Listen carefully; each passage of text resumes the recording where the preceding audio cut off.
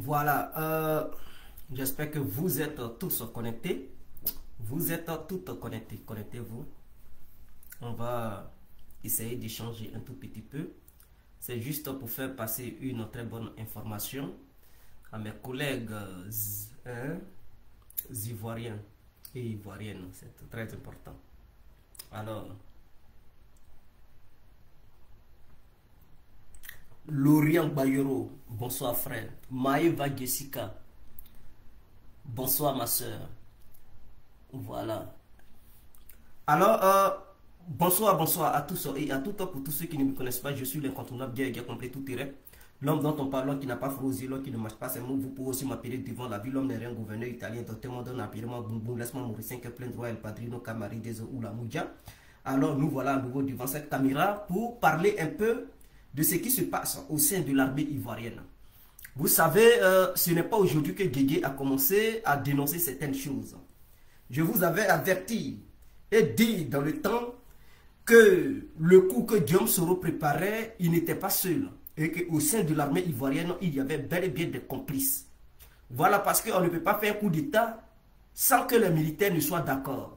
Sans que des hauts gradés de l'armée, certains hauts gradés de l'armée ne soient informés et être complices. Parce qu'un simple civil ne peut pas vouloir faire un coup d'État, ne peut pas vouloir faire une rébellion s'il n'a pas corrompu certains hauts cadres au sein de l'armée. Alors, la vérité commence à se sentir. Parce que suite à cette attaque de Kafoulo, les terroristes qui ont été arrêtés par l'armée ivoirienne, beaucoup ont révélé des noms, beaucoup ont cité des noms. Et à chaque fois, ces noms concordent avec ce que Soro Guillaume avait dit dans son écoute téléphonique. Cette écoute téléphonique qui avait été interceptée par les services de renseignement ivoiriens et aussi en complicité avec, je dis en complicité, en concomitance avec aussi les services de renseignement français. Alors, ces mêmes révélations des terroristes qui ont été appréhendés au nord de la Côte d'Ivoire,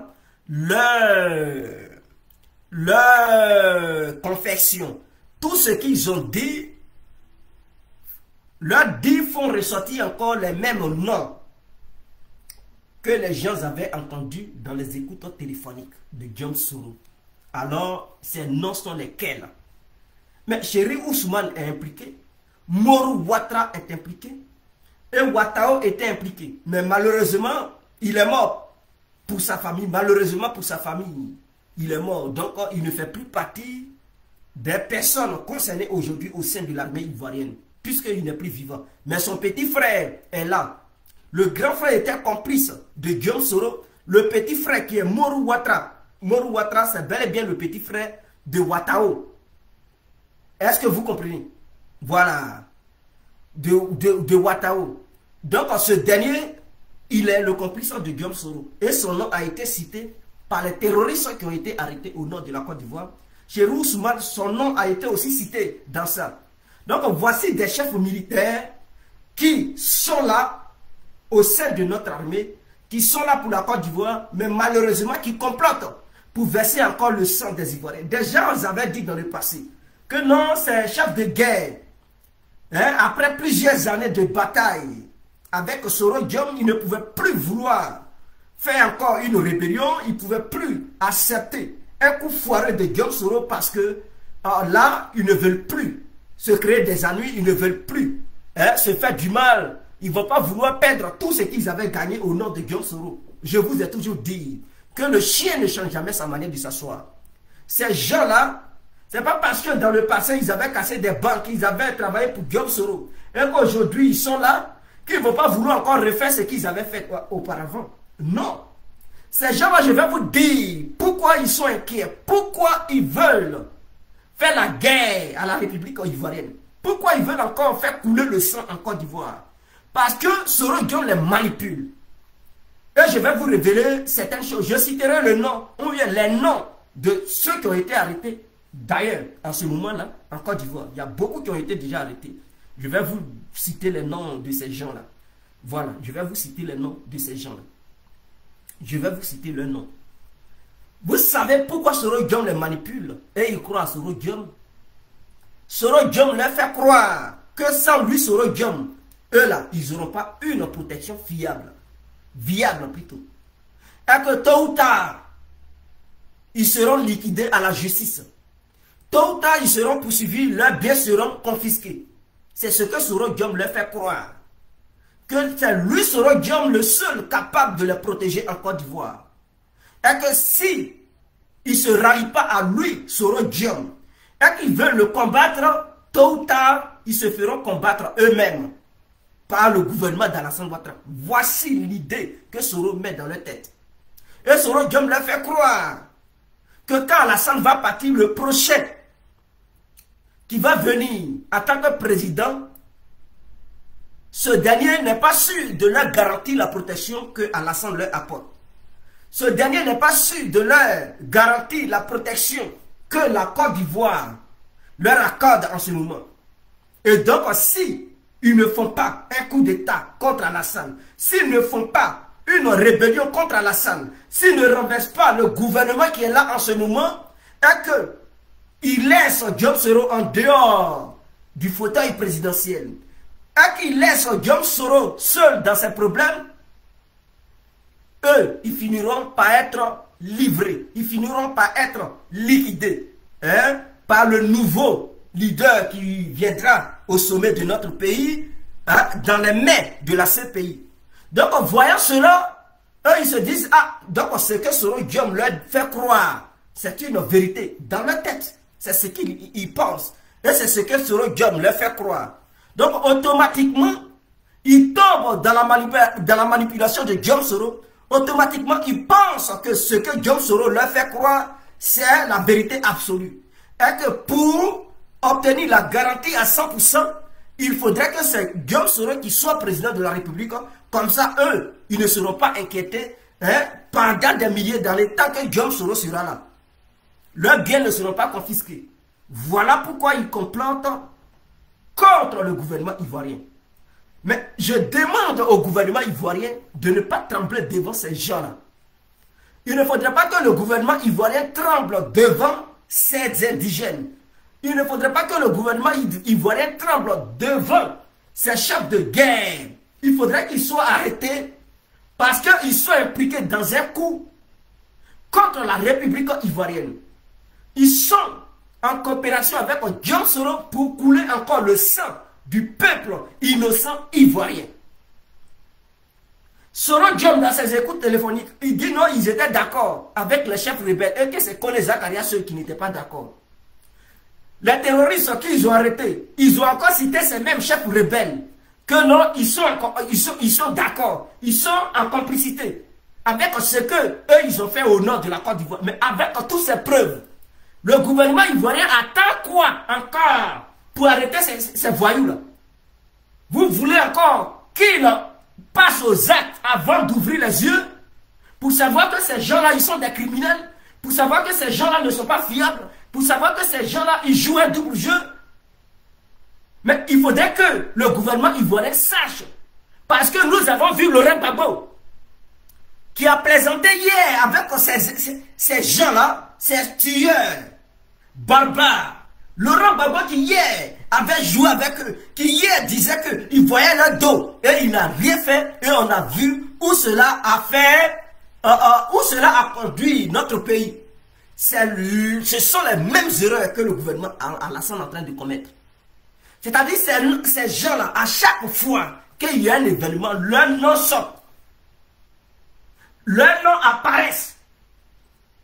Mais le gouvernement ivoirien ne les arrête pas. Est-ce que le gouvernement ivoirien a peur de ces voyous? Est-ce qu'ils sont au-dessus de la loi? Si leur patron a été poursuivi, ce ne sont pas les enfants-là qui ne vont pas être poursuivis. Si Soro Diom, si le gouvernement ivoirien a eu l'audace de poursuivre Soro Diom, de confisquer les biens de Soro Diom et de faire fuir Soro Diom sur le territoire ivoirien, ce ne sont pas les enfants que Soro Diom manipule que le gouvernement ivoirien ne pourra pas poursuivre, que le gouvernement ivoirien ne pourra pas arrêter. Ils sont comment? Que Alassane décide. Parce que si Alassane ne les arrête pas, les élections sont proches. Il ne faut pas laisser ces gens qui passent leur temps à comploter avec Soro Diom depuis sa position, qui sont impliqués dans les faux trucs, dans les faux coups, et à chaque fois, les noms sortent, mais le gouvernement ne fait rien. Vous pensez que ces gens-là, c'est histoire de discours qui va leur faire changer d'avis? Mais quel discours Laurent Gbagbo n'a pas mis dans leurs oreilles? Est-ce que ça a ramené ces gens-là à la raison? Quel discours Blé Goudé n'a pas mis dans les oreilles de ces gens-là? Est-ce que ça a changé leur manière de voir les choses? Est-ce que, quand il y a eu ces écoutes téléphoniques de la part de Guillaume Soro, n'est-ce pas Ahmed Bakayoko a appelé ces gens? Il les a même fait asseoir au sein de la présidence, à la présence du président de la République, son excellence, M. Alassane Ouattara, pour leur dire de ne pas être impliqué dans des sales coups, d'être vraiment fidèle à la République et de défendre la nation ivoirienne. Qu'est-ce qu'ils ont dit? Ils ont dit oui, ils ont compris. Des gens à qui vous avez fait asseoir pour leur donner des conseils, ils ont dit ils ont compris. Voilà encore une attaque. Leurs noms sont encore dans cette histoire d'attaque. Mais écoutez, mais ce sont des gens qui refusent d'attendre, qui refusent d'écouter, qui refusent de comprendre. Ils sont dans une vision, ils s'en foutent. Tous les conseils que vous allez leur donner, ce n'est pas leur problème. Ils vont dire, ils vont accepter, on a compris. Son Excellence, Monsieur le Président, oui, Monsieur le Ministre, nous avons compris. Et ils vont taper les gardes à vous, ils vont taper les gardes à vous. Mais quand ils vont rentrer, ils vont commencer à se moquer du Président et de ses ministres. Ils vont commencer à se moquer de tous ceux qui sont là. Pour dire, ils n'ont rien vu encore. Le jour où ils vont ouvrir leurs yeux trop, c'est déjà, il est déjà trop tard. Et Soro Guillaume, il est là, il les manipule. Et le gouvernement ivoirien ne veut pas prendre les décisions les plus importantes. J'ai mal. Il faudrait que le gouvernement décide. Parce qu'il ne faut pas faire comme Gbagbo. Je vois le dos des nageurs et laisser là sans bouger jusqu'à ce que les nageurs le noient dans la mare ou bien dans la piscine. Vous voyez le dos des nageurs en Côte d'Ivoire. Ces criminels qui sont au sein de l'armée, qui se jouent des personnes loyales. Oh, pourtant, ce sont des dangers pour la République. Ce sont des dangers pour la stabilité. Et vous les regardez, vous ne faites rien. Vous arrêtez tous ceux qui sont autour d'eux. Mais eux-mêmes là, vous faites quoi? Eux-mêmes là, vous faites quoi? Si vous arrêtez leurs amis, leurs proches, mais eux-mêmes, vous ne les touchez pas. Il y a quel souci? C'est comme si Guégué, il est là. Il a ses gardes de corps. Guégué est là, il a ses gardes de corps. Et c'est lui qui donne des ordres à ses gardes de corps. Et on dit que Guégué est impliqué dans une chose vraiment lugubre. Au lieu d'arrêter Guégué, non, on ne l'arrête pas. On arrête ses gardes de corps. On dit non, ses gardes de corps sont impliqués dans telle chose. Et puis Guégué, lui, il est là. Il n'est pas touché, il n'est pas inquiété. Mais c'est bizarre.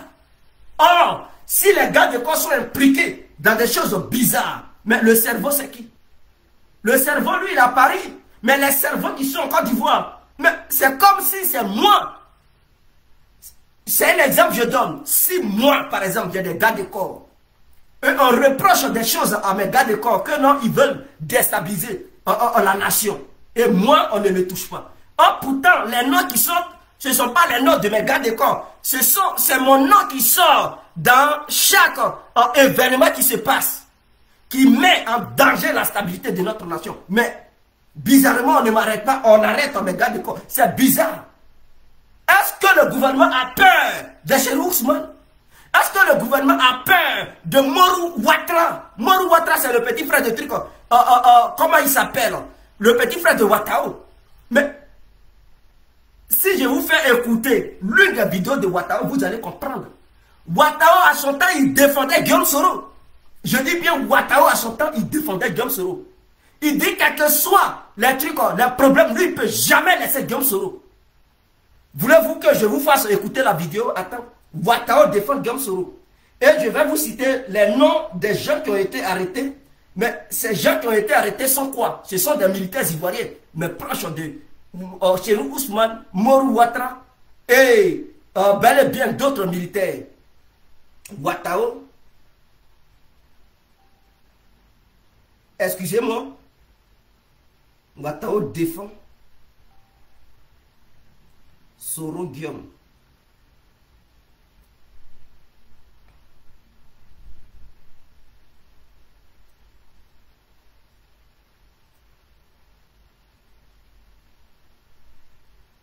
Excusez-moi, je vais diminuer le son.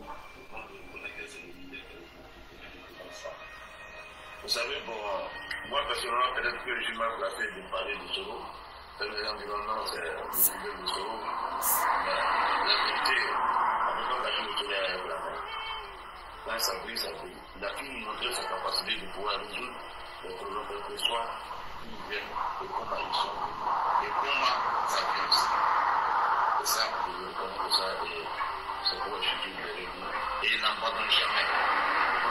On a vu dans le combat où c'était difficile, malgré les difficultés qu'on avait sur le terrain, c'était avec la seule personne qu'on pouvait communiquer. Par contre, on avait vu des gens qui étaient venus après, sans se des soirées,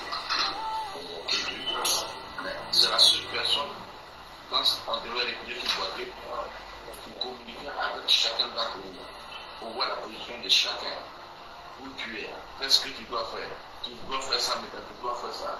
Malgré le régularité, très catastrophique pour nous, on s'est égaré. Il est rentré en contact avec nous encore. Essayez de nous diriger pour nous ramener sur Boaké. Vous avez parlé de loyauté. Tenez, à Boaké, le 29 juin 2007, l'avion de Guillaume Soro en provenance d'Abidjan est attaqué à l'arme lourde. Les morts et les blessés se comptent à la peine. Une véritable tragédie. Ça, ce sont les aveux de Ouattao à écouter. Intervention Vous qui rigolez. Mais il tient à accueillir son leader à l'aérodrome de Boaké. Il est témoin du massacre et se constitue bouclier humain pour sauver la vie de son mentor. D'abord, je venais de faire mon opération de genou. C'est à l'aéroport, j'attachais mon ceinturon à mon arme. D'abord, on a tenu. J'ai dit, mais c'est quoi ça? Et c'est quand j'ai entendu le rafale maintenant, j'ai dit l'avion attaqué. J'ai dit on a attaqué. Mais là, me disait, ah non, comment là, il faut reculer, il faut qu'on replie. J'ai dit non, moi je ne peux pas replier. Celui qui est dans l'avion, s'il meurt, moi, ma vie n'a plus de sens. Donc on y va. La première des questions qu'elle m'a dit, Ouattao, tu es là? J'ai dit oui, je suis là, je suis rassuré. J'ai senti moi-même j'étais soulagé, puisqu'il était vivant. Et malgré que j'avais mal aux pieds, il savait que peut-être ils allaient avoir des repos sans quoi. Monsieur le Premier mettait aussi mon dos. Il n'est pas monté sur mon dos, mais je servais de bouclier s'il y avait des tirs en face. Et vous savez, avec son nom Kibafouri, qui veut dire invincible, donc ça veut dire que ce n'est pas ce genre de trucs qui pouvaient l'arrêter, de nous conduire jusqu'aujourd'hui où on est. Dès qu'on arrivait dans le lieu sûr, c'est un monsieur qui est. Il m'a dit, Ouattao, ça ne peut pas nous décourager d'aller à la paix. Et on ira jusqu'au bout. J'ai dit, ok, patron, on est à ta disposition. Et c'est ce courage que je loue à ce monsieur qui nous a menés jusqu'aujourd'hui où on est. Si d'autres ne savent pas, d'autres qui rencontrent n'importe quoi.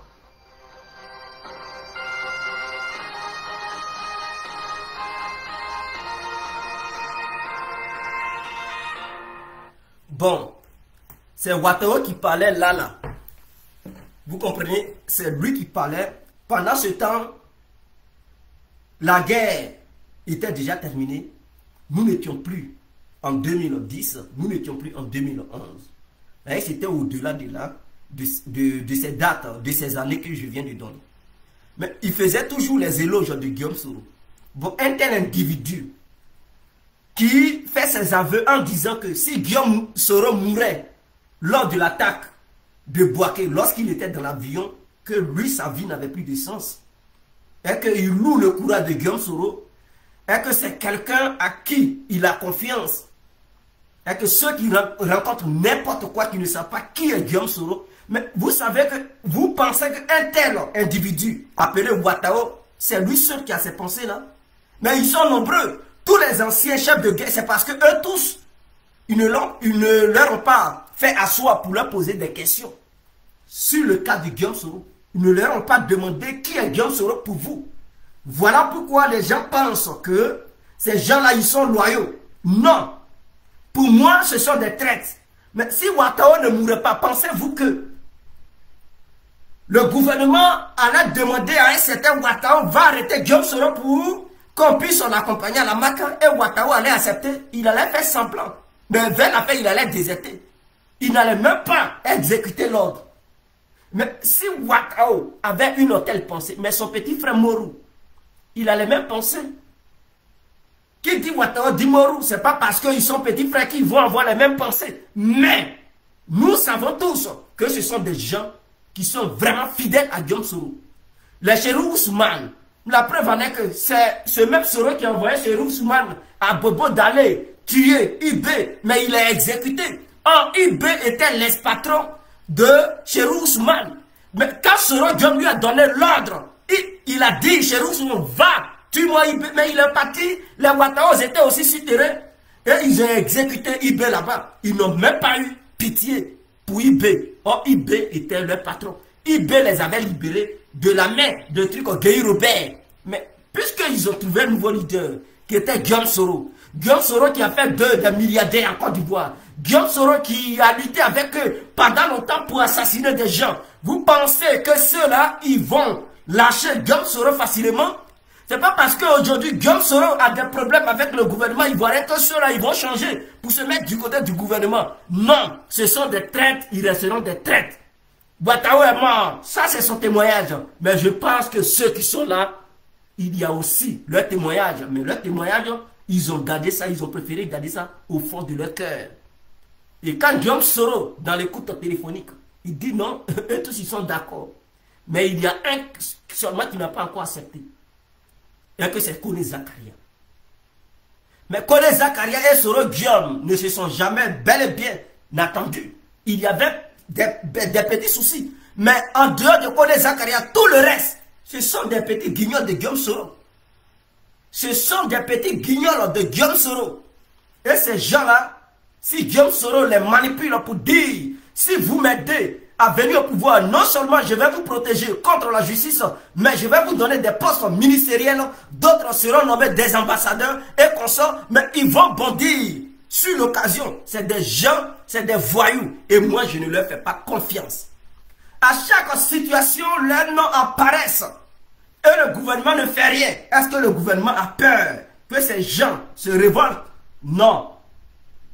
Arrêter ces gens-là, c'est une fraction de seconde. On peut les arrêter facilement. Remplacez-moi ces gens-là par d'autres Ivoiriens, capables de diriger les différentes troupes. Si vous les mettez au sommet des différentes troupes, mais vous risquez de voir un bon matin un soulèvement de la part de ces gens qui vont manipuler les militaires ivoiriens. Les élections arrivent. Ne laissez pas les bandits libres. Ne laissez pas les assassins libres.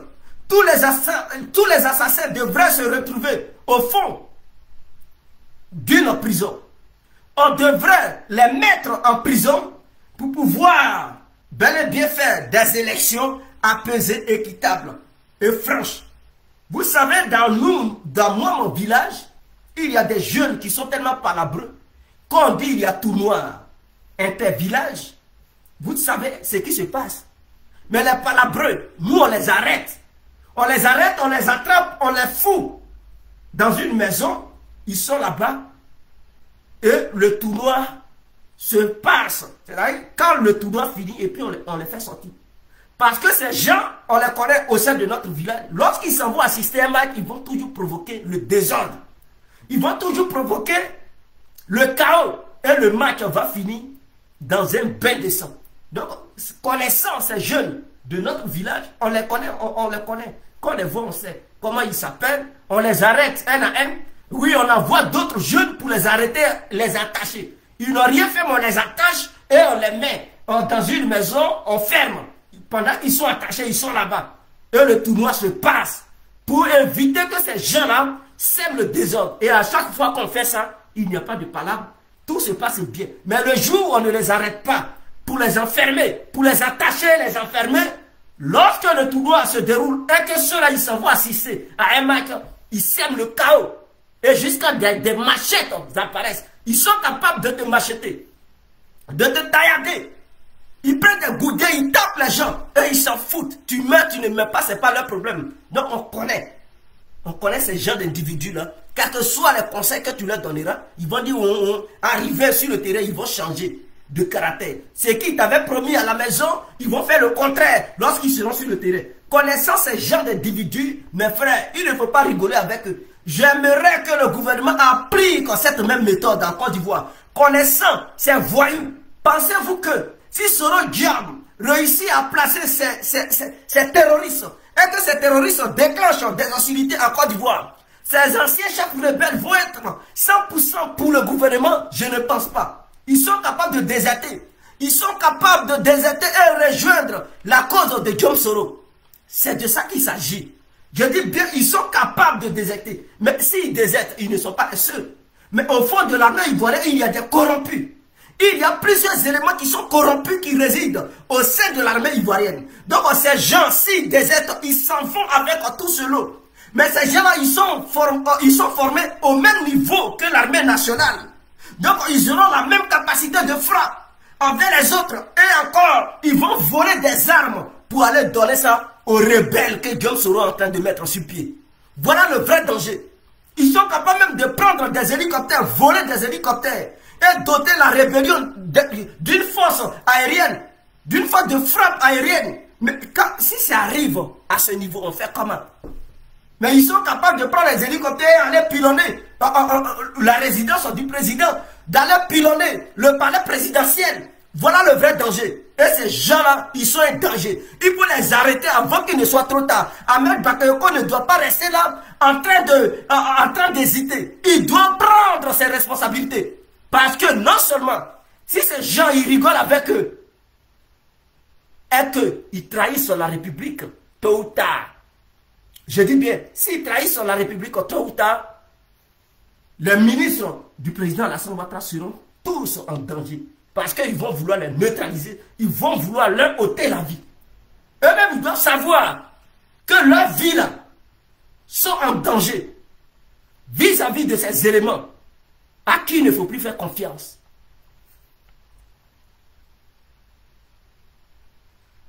Je vais essayer de vous montrer, je vais citer les noms.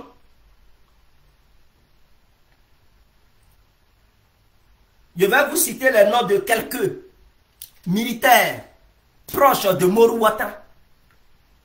Morou Ouattara qui ont été arrêtés. Le gars du corps, du colonel Morou Ouattara vient d'être arrêté avec un certain Dieu François, un proche du colonel Lossoni Fofana. Donc Dieu François, je ne sais pas c'est qui, c'est un proche de Morou Ouattara et du colonel, comment il s'appelle, du colonel Lossoni Fofana. Voilà, il y a aussi le sergent Ouattara Aboulaye qui a été arrêté. Je ne sais pas si des gens les connaissent. Voilà, proche du colonel Chérif Ousmane. Donc ces gens qui ont été arrêtés, c'est-à-dire ce sont des gens, des gars de corps, des gens proches de Morou Ouattara et de Chérif Ousmane. Mais Morou Ouattara et Chérif Ousmane, eux, ils ne sont pas touchés. Mais ce sont leurs proches là qui sont arrêtés. C'est bizarre. Le gouvernement, il faudrait que le gouvernement prenne ses responsabilités. Mais je vais... Il y a aussi sergent Aboulaye, Ouattara Aboulaye, proche du colonel Chérif Ousmane, arrêté à Akouedo. Donc vous comprenez, les bases militaires de la Côte d'Ivoire sont infiltrées. Akouedo là c'est quoi? C'est une base militaire de la Côte d'Ivoire. Mais s'il y a des individus, des soldats qui sont là-bas, qui eux-mêmes ils travaillent pour Diom Soro, qui sont déjà corrompus et ils sont prêts à en découdre avec l'armée nationale ivoirienne, mais il n'est pas le seul au sein de la base militaire d'Akouedo. Ils sont nombreux là-bas. Et leur patron, les Morou Ouattara, on fait comment? Les Chérif Ousmane, on fait comment avec eux? On ne peut pas les arrêter, certains individus au sein des différentes bases. Ils sont nombreux dans les différentes bases. Voilà pourquoi je dis, le ministre Ahmed Bakayoko peut être un bon ministre. Il peut être prudent pour la paix. Il peut être prudent pour la stabilité. Il peut être prudent pour la sécurité. Mais ceux qui comptent pour promouvoir la doctrine sécuritaire, si ceux-là ils sont corrompus, le ministre il fait quoi? Si ceux qui doivent maintenir la sécurité, la stabilité, pour veiller sur l'ordre, sont corrompus, le ministre, il fait quoi? Ce n'est pas le ministre qui doit prendre les armes pour installer la sécurité. Le ministre, son rôle, c'est d'équiper l'armée. Son rôle, c'est de faire savoir ce qui manque à l'armée face au président de la République. Le président de la République, il prend des décisions et il demande au ministre de la Défense de faire telle chose. Il donne les moyens et le ministre de la Défense, il voit ce qu'il peut donner à l'armée. Mais cette armée, si elle est vendue, si cette armée est corrompue, on fait quoi? Si le désordre vient, non seulement la vie du ministre est en danger, non seulement le ministre de la Défense est en danger, le ministre des Affaires intérieures est en danger, le président de la République est en danger, et le reste de tous les autres ministres, ils sont aussi en danger. Voilà pourquoi il ne faut pas jouer avec la sécurité. Qui joue avec la sécurité se met lui-même en danger, met sa vie en danger et met la vie en danger des trucs comme met la vie des autres leaders en danger.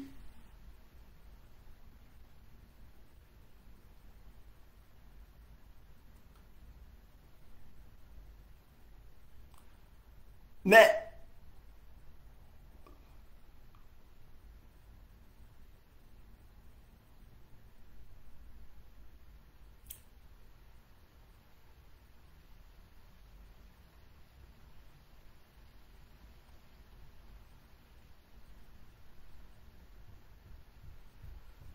je comprends. Parce que Morou Ouattara et Cherou Souman voulaient se révolter. Et des gens ont dit au président de la République de faire attention, que arrêter ces deux-là, ça serait une erreur grave. Et que les arrêter pousseraient certains militaires à se révolter face au gouvernement. Et cela créerait le désordre. Donc voici le vrai problème du gouvernement, en fait. C'est-à-dire, le gouvernement sait que ces gens, ces militaires, sont là formatés un coup pour semer le désordre en Côte d'Ivoire. Donc le gouvernement, au lieu d'attaquer les responsables, il préfère arrêter ceux qui sont autour de ces gens-là, mais a peur d'arrêter les cerveaux. Parce que le gouvernement se dit, arrêter ces gens-là automatiquement pousserait les militaires que ces gens-là dirigent à se révolter contre le gouvernement. Et cela créerait le désordre total. Donc pour éviter une révolte des militaires, le gouvernement préfère ne pas les arrêter. Voilà le vrai problème.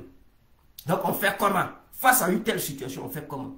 Mais les laisser aussi, c'est aussi un danger. Parce que les laisser aussi, en les contrôlant, en pensant que ceux-là, ils sont sous écoute, en pensant qu'il y a des gens du contre-espionnage pour les surveiller, mais à un moment donné, ils peuvent échapper aux yeux du contre-espionnage. Et ils arriveront à leur fin. Que le gouvernement fasse attention. Que le gouvernement les arrête, rien ne pourra se révolter en Côte d'Ivoire. Je dis bien, les militaires ne pourront pas se révolter. Si le gouvernement les arrête, ils ne pourront pas se révolter. Il faut mettre des militaires pieux, des militaires fidèles à la République. Je ne dis pas fidèles au président, mais fidèles à la République. Ça veut dire à la nation ivoirienne. Qui savent pourquoi ils sont devenus militaires. Qui savent qu'ils ne sont pas devenus militaires pour défendre un individu. Mais ils sont devenus militaires pour défendre le pays et tous ceux qui résident au sein de ce pays. Que ce soit étrangers ou des nationaux, il faudrait qu'ils sachent pourquoi ils ont porté la tenue militaire. Pourquoi ils ont porté la tenue de la gendarmerie. Pourquoi ils ont porté la tenue policière. Pourquoi ils ont prêté serment pour attraper les armes. Ils n'ont pas prêté serment pour travailler pour Job Soro. À chaque fois, ils vont les rappeler à l'ordre. À chaque fois, ils vont les rappeler à l'ordre. Est-ce que ce sont des enfants? Est-ce que ce sont des enfants? Ils sont grands. Ce sont des vieilles personnes, ça. On ne peut pas leur dire non, ne faites pas. Ils vont dire oui, on comprend. Et à chaque événement, ils sont impliqués. Les noms sont cités. À un moment donné, qui respecte la Côte d'Ivoire. Soit Ils sachent ce qu'ils veulent. Ou soit, ils jouent un double jeu. Mais vous savez, quand vous jouez un double jeu, vous savez comment vous finissez. Faites attention, vous les chefs de guerre. Faites attention, on veut la paix en Côte d'Ivoire. Je dis bien, on veut la paix en Côte d'Ivoire. Nous ne voulons pas le désordre. On ne veut plus de désordre dans notre pays. Le RADP n'est pas un parti politique. Je dis bien, le RADP n'est pas un parti politique. Le RADP est une science politique. Ça a dépassé la dimension des partis politiques. Le RADP est une science politique qui a la capacité de promouvoir la politique, la théorie politique et la pratique politique. Et est devenu un exemple des autres États de la sous-région. Et même à travers toute l'Afrique. En allant même au-delà des frontières africaines. Le RADP est en train de montrer la philosophie politique du temps moderne, du 21e siècle. Avec le RADP, la théorie se transforme en pratique. Et la pratique fait voir des choses au grand jour et les gens les voient. Nous ne sommes plus dans l'ancienne politique. Nous sommes dans une doctrine philosophique politique appelée le RADP. Le RADP est un esprit. Le RADP n'est pas un parti politique, mais c'est une science politique. Le RADP est cette science philosophique qui nous a montré que la philosophie n'est pas seulement la théorie. La philosophie n'est pas seulement une idéologie, mais la philosophie peut devenir aussi une pratique politique. La pratique politicienne que promouve le RADP. Le RADP est un parti scientifique, philosophique, politique.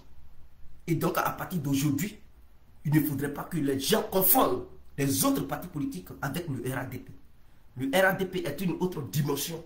Ce n'est plus une dimension humaine, mais c'est une dimension surnaturelle que le RADP est en train de promouvoir au sein de notre nation et au-delà des frontières ivoiriennes. Aujourd'hui, pour le développement de notre nation, pour le développement de la Côte d'Ivoire, tout le monde devrait être au sein du RADP. Avec le RADP, c'est la victoire. Avec le RADP, je dis bien avec le RADP, c'est la réalité, ce sont les pratiques, et non des paroles, et non des verbiages. Avec le RADP, c'est ce qu'on voit. On transforme l'idéologique en art. Et l'art se fait voir à travers les yeux, à travers le regard. L'art permet au doigt de toucher ce que l'idée avait mis sur pied à travers une copie, à travers un bout de papier. Le RADP n'est plus un esprit humain. C'est un esprit extraterrestre. C'est un esprit de Dieu qui dépasse l'entendement de l'être humain. C'est ce que c'est que le RADP. Et vous, les militaires, vous qui êtes à la solde de Guillaume Soro pour mélanger le pays, ce pays que le RADP a recollé suite à cette barbarie de Laurent Gbagbo et de Guillaume Soro, si vous ne voulez pas laisser cette stabilité mise sur pied par le RADP, ce développement que le RADP est en train de promouvoir à travers la Côte d'Ivoire et au-delà de la Côte d'Ivoire pour pousser les autres nations africaines à prendre exemple sur la philosophie praticienne et la philosophie théorique du RADP, à pouvoir relever l'Afrique, à pouvoir faire grandir et faire émerger l'Afrique. Si vous êtes là en train de préparer des coups lugubres pour détruire notre belle nation, vous allez nous trouver sur votre chemin. Cette fois-ci, à tout le monde risque de devenir rebelle en Côte d'Ivoire parce qu'on ne va pas vous laisser faire. Je dis bien, on ne va pas vous laisser faire. Si vous dégainez et que vous faites vos bêtises, nous allons prendre des vols spéciaux pour débarquer en Côte d'Ivoire et vous faire face. Il faudrait que vous le sachiez. Trop, c'est trop. On en a marre de vos faux coups, on en a marre de vos assassinats, on en a marre de vos coups tordus, on en a marre de votre coopération avec Guillaume Soro pour verser toujours le sang ivoirien. Trop, c'est trop. Et nous vous demandons de prendre conscience. si vous ne voulez pas regretter dans le futur. Sur ce, on se laisse. C'était l'incontournable bien compris. On est ensemble. Ciao. Vive le RADP. Vive la philosophie RADPiste. Vive la pratique RADPiste. Vive la théorie RADPiste. Vive cette idée extraterrestre. Cette idée de Dieu venir au sein de cette science politique RADPiste pour pouvoir permettre à la Côte d'Ivoire de connaître ce que c'est que la vraie politique, ce que c'est que le vrai développement, ce que c'est que la vraie pratique politique, ce que c'est que la vraie théorie politique. Nous en sommes fiers. Sur ce, on se laisse. Ciao. On est ensemble. À ce soir pour le débat.